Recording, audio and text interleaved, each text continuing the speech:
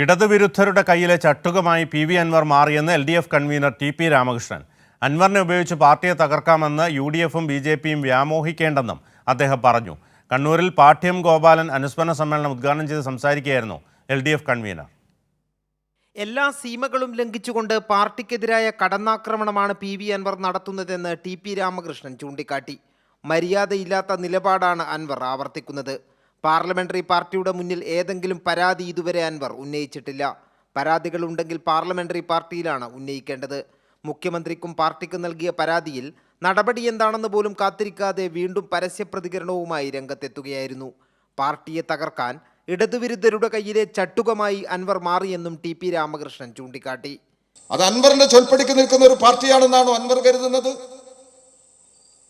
അൻവറിനെ ഉപയോഗിച്ചിട്ട് ഈ പാർട്ടിയെ തകർത്ത് കളയാമെന്നാണോ UDFിന്റെ നേതൃത്വവും BJPയും കേരളത്തിൽ ഉദ്ദേശിക്കുന്നത്? അത് നടക്കാവുന്ന കാര്യമല്ല. അതുകൊണ്ടാണ് അൻവറിനോടുള്ള നിലപാട് CPIM വ്യക്തമാക്കിയത്. കണ്ണൂർ പാട്യം കൊട്ടിയോടിയിൽ പാട്യം ഗോപാലൻ അനുസ്മരണ സമ്മേളനം ഉദ്ഘാടനം ചെയ്ത് സംസാരിക്കുകയായിരുന്നു LDF കൺവീനർ. പാട്യം ദിനത്തിന്റെ ഭാഗമായ വളണ്ടിയർ മാർച്ചും പ്രകടനവും കൊട്ടിയോടിയെ ചെങ്കടലാക്കി മാറ്റി. പാട്യം സ്മൃതി കുടീരത്തിൽ പുഷ്പാർച്ചന നടന്നു.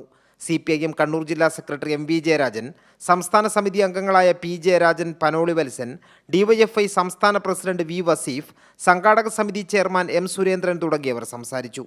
കൈരളി ന്യൂസ്, കണ്ണൂർ.